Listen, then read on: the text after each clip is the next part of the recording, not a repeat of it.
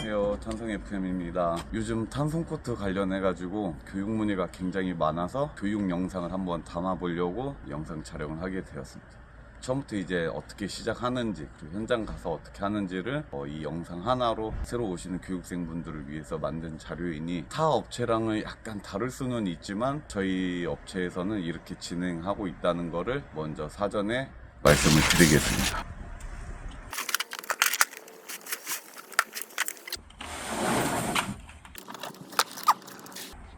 지금 보시면 업체마다 조금 다르긴 할 텐데, 지금 여기 보시면 두루마 위에다가 일단은 뚜껑이 있는 제품들을 먼저 다 올려놓고 그 다음에 이제 없는 거를 그 위에 올려주시면 좋아요.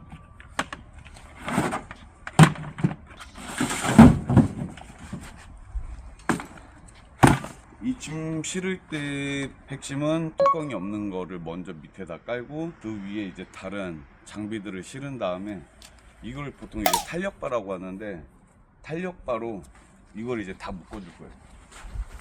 근데 이렇게 한번 감은 다음에 무조건 이 탄력반 한번 이렇게 당겨줘야 됩니다.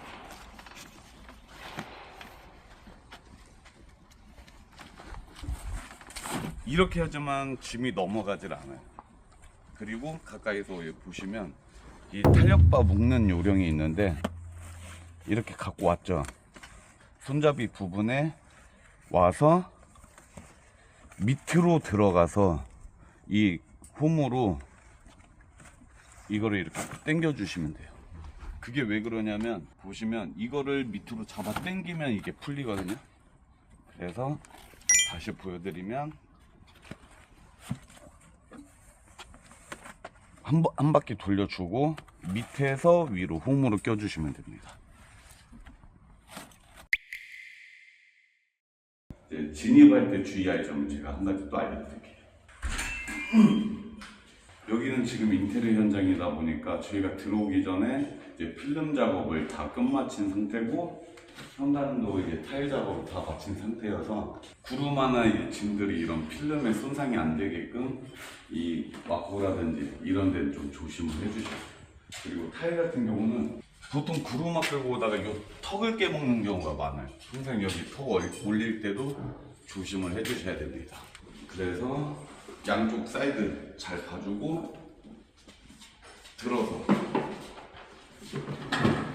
여기 턱도 잘 들어가지고 올려주세요.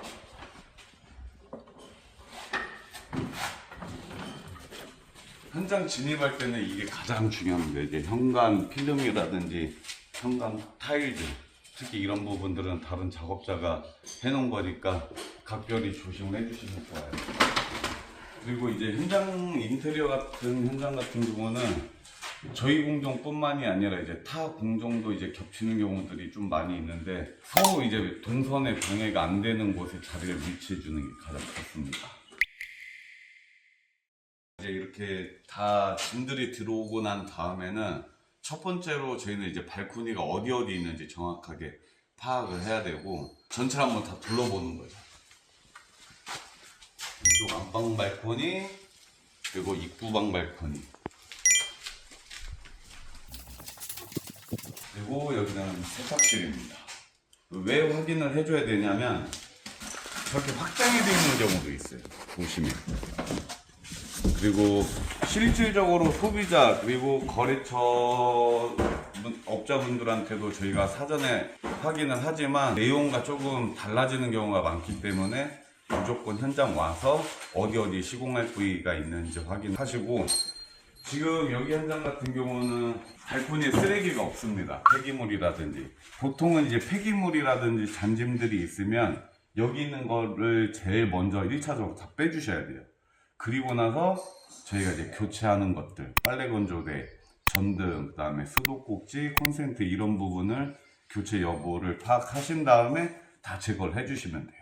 빨래 건조대랑 이런 거는 철거가 되어 있는데 감지기, 전등은 그대로 있는 상태여가지고 그것도 확인을 한번 해주시면 좋아요. 제가 전등 띄는 요령을 한 가지 가르쳐 드릴게요. 보통 이런 전등 같은 경우는 대부분 이제 돌리면 이게 빠지는데 안 빠지는 경우도 있어요. 이렇게. 그러면 어떻게 하시냐면 보통은 이제 마대자루에 이제 그거를 감싼 다음에 전등을 깨트리는데, 없는 경우는 이런 큰 통들을 이용해서 깨주시면 좋습니다. 그리고 여기서 전등을 깰 때는 주의할 점이, 항상 그 전등을 보고 깨시면 안 돼요. 유리파편이 이제 눈으로 들어갈 수도 있으니까 그 점은 꼭 참고하셔서 주의하시기 바랍니다.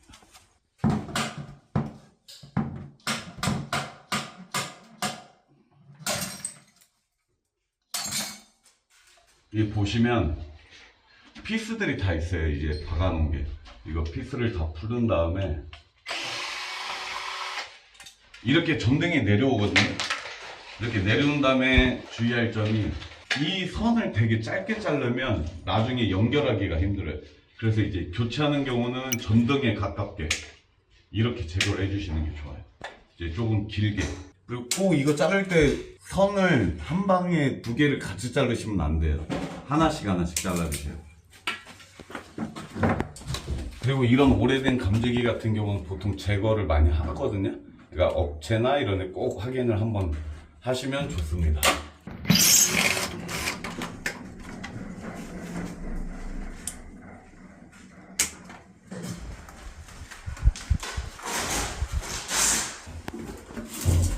이번 전등은 잘 돌아가서 그냥 돌려서 빼주시면 돼요.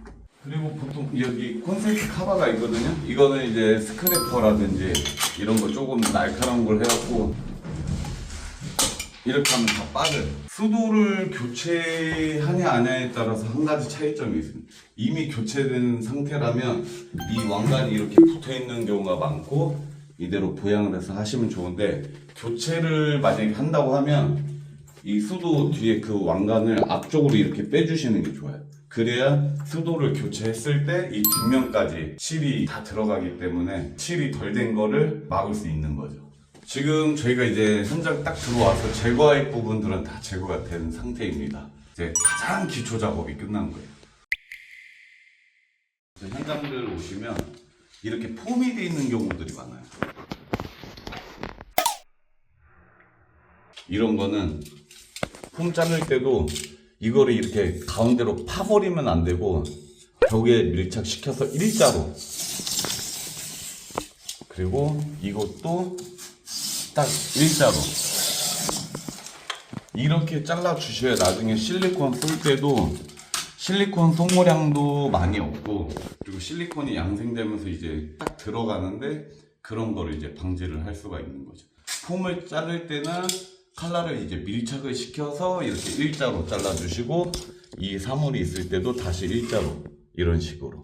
벽을 긁을 때 이런 수성칠이 돼 있는 맨벽 같은 경우는 칼날을 새 걸로 교체를 하신 다음에 긁어주시는 게 좋습니다. 저는 이 스크래퍼를 이용해서 칼날을 새 걸로 교체를 해주시고 긁어주시는 게 좋고, 단 예외 사항이 하나가 있어요.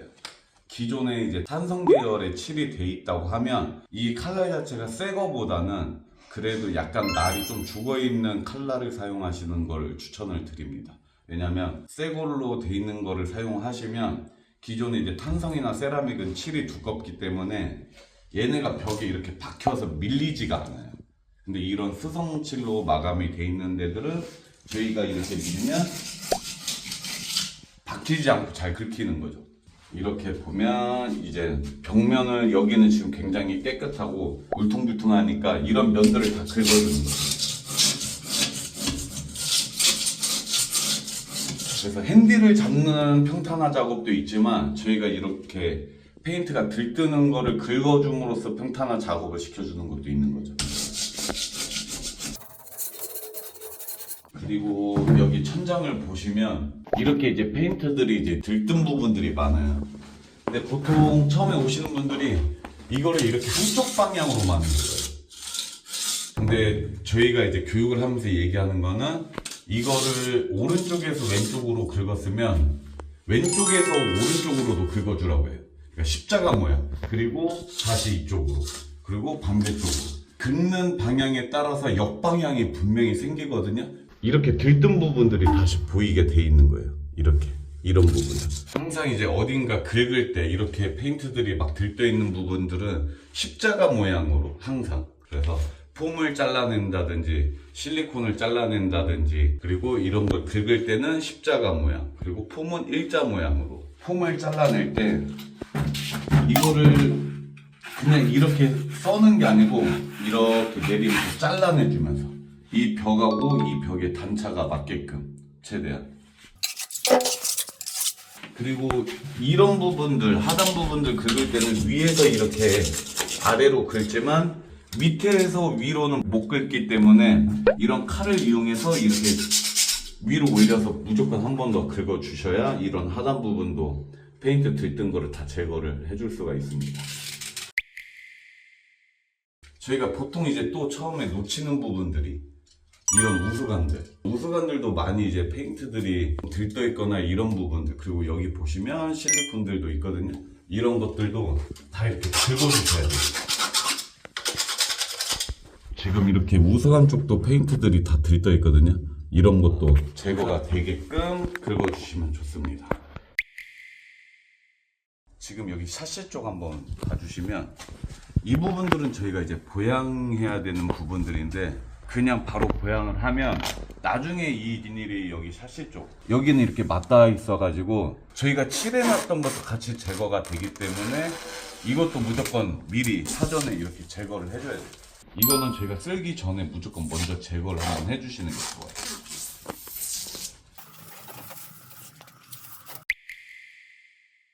이렇게 이제 다 제거가 되면 어떻게 쓰냐, 이것도 요령이 좀 필요하긴 합니다. 이렇게 에어컨 배관 위에라든지 아니면 우수관, 그러니까 우리가 천장을 긁었을 때 먼지가 이렇게 앉는 부분들은 먼저 이렇게 먼저 제거를 한번 해주시는 게 좋아요.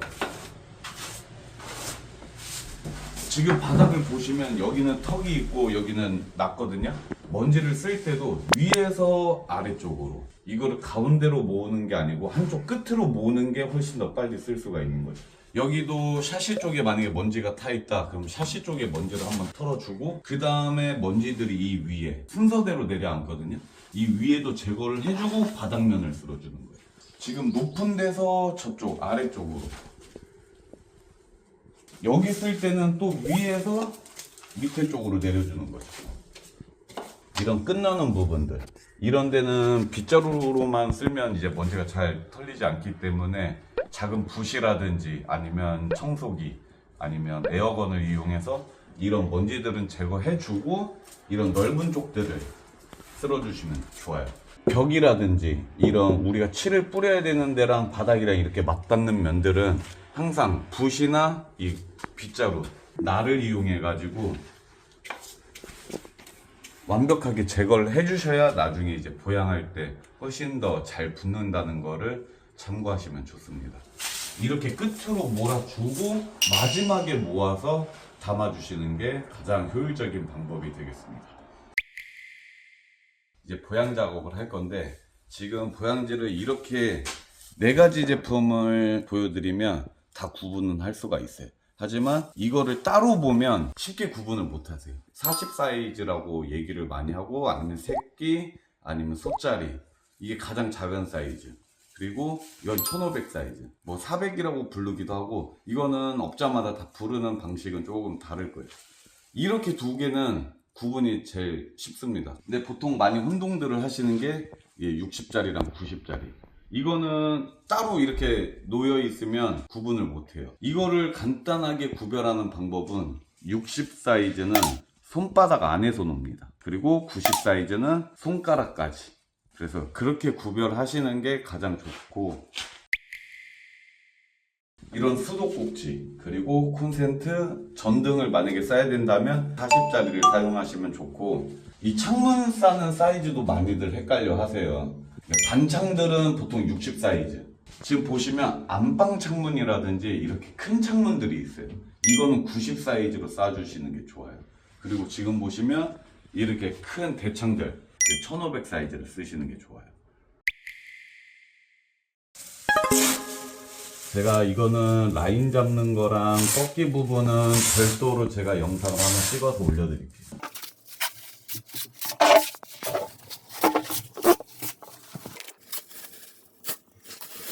이렇게 큰 창문은 왜 90으로 써야 되냐면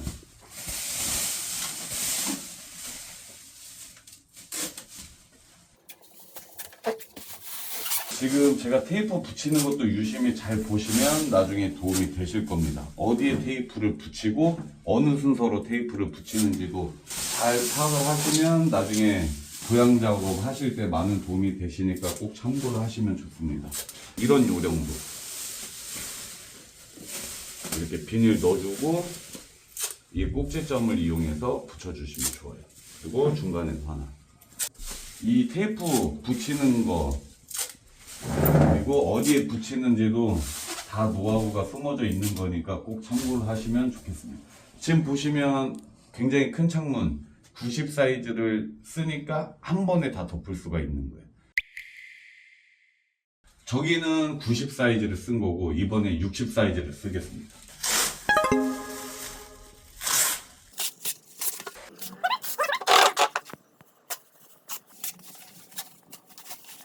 사이즈에 따라서 크기에 따라서 보양 사이즈도 꼭 그거에 맞춰서 쌓아야 되는 이유가 결과물을 보시면 이해가 조금 쉽게 되실 겁니다.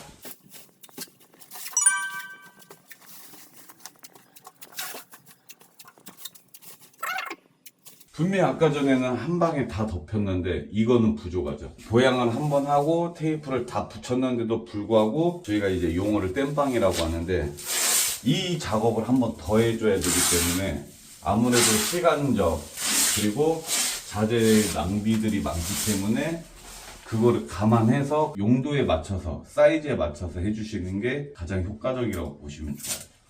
그러면 시간도 절약되고 이런 자재들도 많이 아낄 수 있기 때문에 그 점 꼭 참고하시면 좋겠습니다. 그러면 아까 저기는 한 번에 일을 끝낸 거고 이거는 두 번의 일을 끝낸 거예요.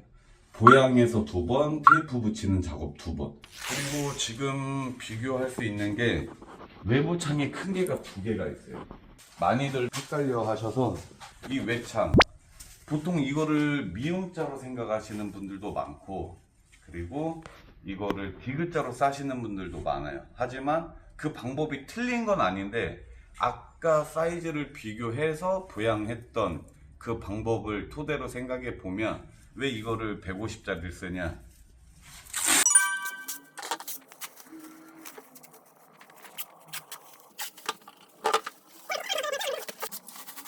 일단 보양만 한번 들어간 거예요. 굉장히 큰 창문인 걸 가정하에 보시면 150짜리 썼을 때는 오른쪽은 이만큼 왼쪽은 이만큼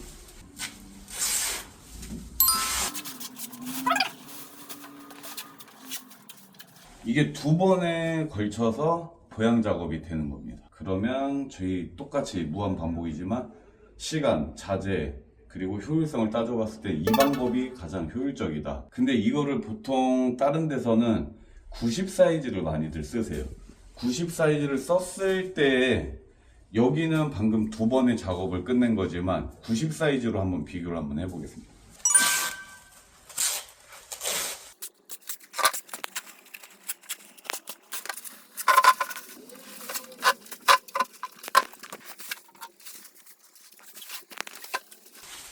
일단 보양은 아까처럼 한 번 이미 된 상태고요.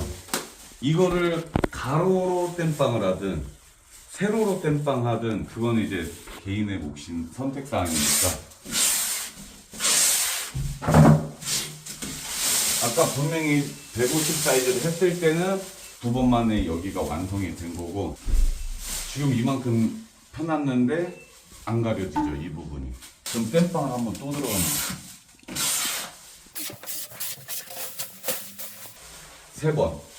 그리고 한 가지 더. 여기는 지금 걸레바지 타일이 되어 있기 때문에 이 90짜리를 써도 이 길이가 또 빠지는 거예요, 폭이. 그러면 여기까지 오기가 쉽지가 않아요. 그러면 결국에는 저희는 두 번에 끝낼 일을 사이즈를 잘못 선택함에 따라서 4번까지도 사용을 하는 거예요. 그러면 이거를 붙이는 시간, 자재가 그만큼 낭비가 많이 되는 거죠. 용도마다 크기마다 이 보양 사이즈 선택이 굉장히 중요하다는 거를 제가 꼭 강조를 해드리고 싶습니다. 그 외의 창문들, 요런 반창 조그마한 것들, 요거는 다 60 사이즈를 그냥 공식이다 생각하고 외우시면 편합니다.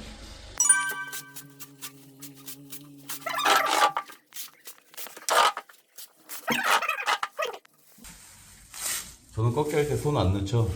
연습 많이 하면은 손 안 넣고도 꺾기 같습니다.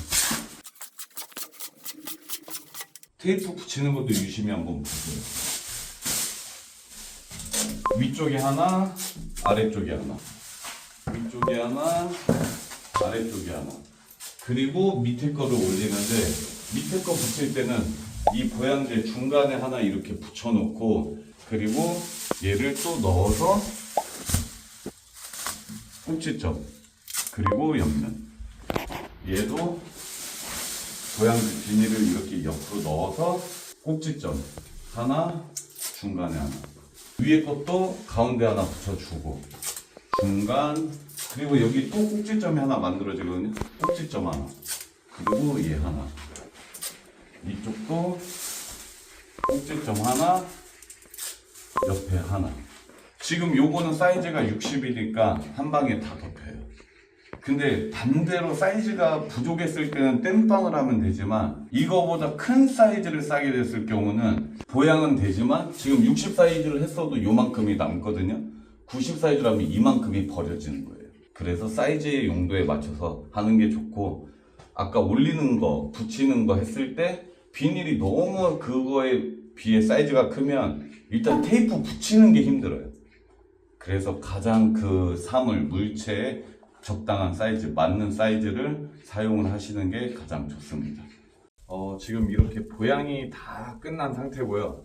이제는 저희가 이제 핸디 관련해서 이제 소개를 해드리려고 하는데, 보통 이런데 단열재하고 단열재 이음매 부분, 그리고 이쪽 보시면 목공을 해놨던 이런 합판, 이 중간에 이런 선들이 있거든요. 단열재와 목공 이런 작업이 들어갔을 때 이런 이음매들은 무조건 이거 망사 테이프를 사용을 하셔야 됩니다. 뭐 망사 테이프 이외에도 다른 제품들도 사용하시는 분들도 계시지만, 그 이음매를 보강해 줄 수 있는 윗작업을 해주시는 게 좋고,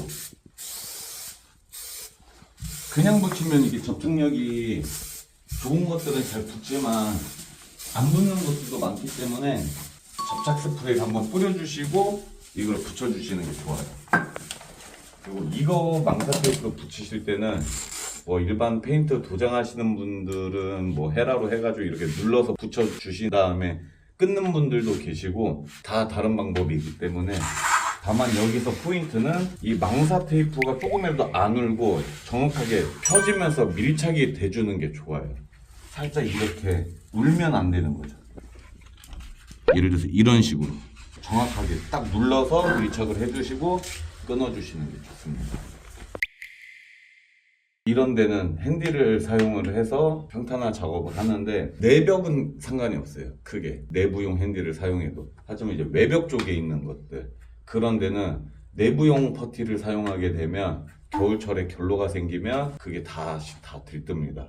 외부용 핸디, 그 정도 강도가 나올 수 있는 제품들을 사용하시기를 꼭 권장을 드립니다.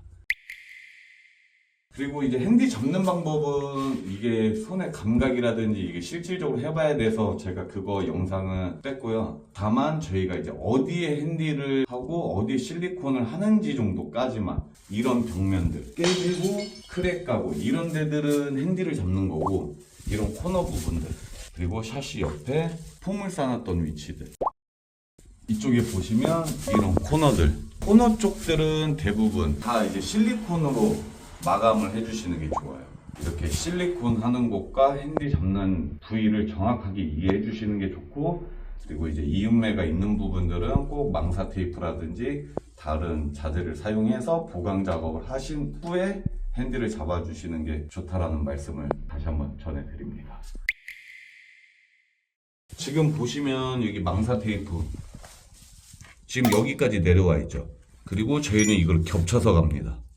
일반 도장 하시는 분들은 겹치지 않고 끊어서 하시는 분들도 계시는 걸로 알고 있고, 실질적으로 제가 그렇게 보긴 했지만, 그 이유는 아마 단차라든지 평탄화 작업이 굉장히 좀 섬세하게 이루어지는 질이다 보니까 이걸 끊어서 하는 경우가 많은데, 저희는 이렇게 겹쳐주는 게 좋아요. 안 그러면 이 끝나는 부분에서 분명히 이게 다 터집니다. 저희는 일반 도장하고는 좀 다르게 겹쳐서 걸어주는 게 오히려 더 좋다.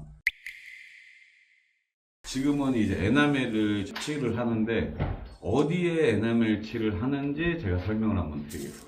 이런 합판 부분들, 이런 나무들은 변색이 되기 때문에 꼭 에나멜을 쳐줘야 되고, 지금 여기는 물 먹었던 부분들, 누수로 인했든 아니면 습기가 찼든 이렇게 물을 먹었던 곳들은 에나멜 칠을 한번 해줘야 돼요.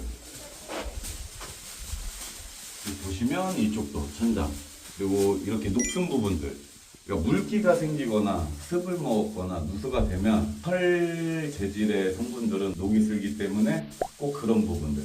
그리고 지금 여기는 흰색으로 되어 있지만 방수석고라든지 아니면 이보드 그 남색깔, 본색, 진한 색상으로 되어 있는 데들은 하도 작업을 한번 해주셔야 돼요.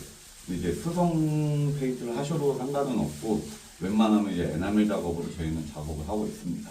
이렇게 미장했던 면들도 에나멜 칠을 한번 해주시는 게 변색이라든지 여러 가지 문제점들을 보완하실 수 있는 꿀팁이 되니 이 점 참고하셨으면 좋겠습니다.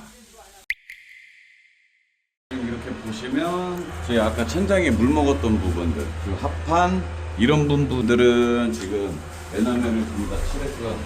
아까 전에 녹슨 거라든지 습기 물 먹었던 데들 한 번씩 다 이렇게 에나멜 작업을 했습니다.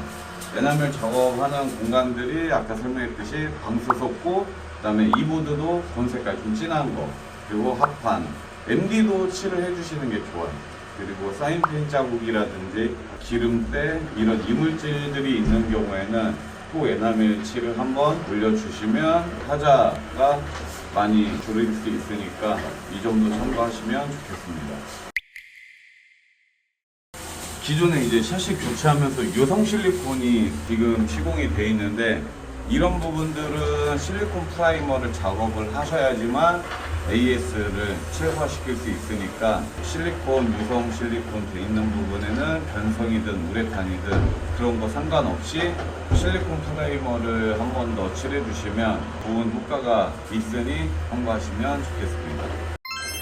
이제 저희가 곧 있으면 칠을 이제 뿌릴 예정인데 실 다 시공한 다음에 걷는 거라든지 주의사항, 마감 마무리할 때도 영상으로 다시 한번 담아볼 테니까 끝까지 시청해 주시면 감사하겠습니다.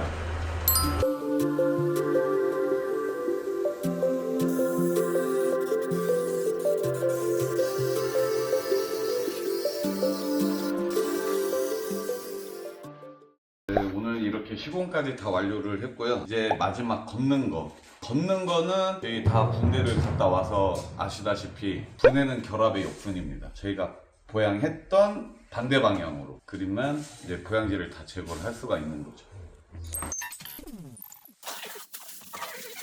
그리고 보양지를 걷을 때는 항상 자기 몸 쪽으로 걷어줘야 돼요. 벽 쪽이 아니고 저희 몸 쪽으로 걷어주시면 벽도 안 긁어먹고 제대로 걷을 수 있는 거죠.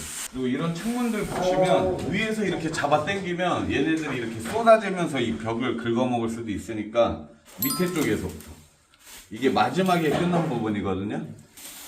그리고 항상 한 손에는 이걸 잡고 반대 손으로 풀고 가는 거예요.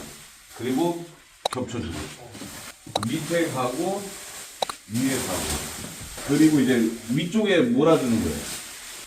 그리고 내 몸 쪽으로 여기도 마지막에 이 부분이 끝난 부분이거든요. 그래서 이쪽에서 띄워주고 다시 이렇게 밑에 거 걷어주고 위에 거 걷어주고 지금 보시면 습관적으로 계속 비닐을 뭉치면서 잡고 있는 게 포인트예요. 이 비닐은 항상 손에서 놓치시면 안 됩니다. 손은 바꿔갈 수 있지만 놓치면 열심히 칠해놨던 벽을 다 긁어먹기 때문에 항상 이렇게 한 손은 쥐고 있어요. 네, 창문들은 다 제가 지금 제거를 한 상태고요. 바닥 걷으실 때 제가 유의할 사항 하나 알려드리겠습니다. 지금은 양쪽으로 걸레바지가 있기 때문에 옆으로 당겨주시면 상관이 없는데 만약에 걸레바지가 없고 바닥을 보양했을 때는 이 보양지를 이런 식으로 들면서 걷어주셔야 돼요. 이렇게 걸레바지가 있으면 앞쪽으로 이렇게 당기면 되는데 만약에 바닥에 있다 그러면 벽을 안 긁어먹는 선에서 위쪽으로 이렇게 들면서 이런 식으로, 그리고 이거는 다시 가운데로 뭉쳐주는 거고 이런 식으로 들면서. 제 몸은 가운데 있어야 되고 그리고 비닐도 가운데로 모셔야 돼요. 수도꼭지, 그 다음에 이런 콘센트, 이것도 걷는 원리는 똑같아요. 저희는 마지막에 이걸 테이프를 붙여서 고정을 시켜주는데 일단 여기 테이프가 있어요. 저희가 마지막에 붙이는 게 테이프이기 때문에 테이프를 이걸 찾아서 뜯고 말아놨던 이 비닐을 잡고 가는 방향대로 걷어주시면 돼요. 여기서 포인트, 이거를 놓으면 안 돼요. 손에서 항상 이 비닐은 저희가 잡고 있어야 됩니다. 그리고 내 몸 쪽으로. 이거 콘센트 같은 경우는 이거는 앞쪽으로 빼셔도 빠져요. 대신에 제 몸 쪽으로 항상 이렇게 이제 보양지를 걷을 때는 창문 같은 경우는 밑에서부터 걷고 바닥은 걸레바지가 있으면 옆면으로 걷지만 바닥에다 보양을 했을 때는 들면서, 이게 포인트입니다. 오늘 이렇게 이제 현장 와서 마무리를 다 지었습니다. 저희가 처음에 들어왔던 것처럼 뚜껑이 있는 페인트 제품들을 밑에다 해놓고 그 위에 이제 뚜껑이 없는 거를 위에 올려놓고 나갈 때도 현관 타일이라든지 현관문 필름 돼 있는 데를 좀 조심해서 나가주면 탄성 하루 일과는 다 끝마치는 걸로 하고, 오늘 이 영상이 여러분들께 기존에 하고 있는데 좀 더 자세히 알고 싶었던 분들에게 도움이 됐으면 좋겠습니다.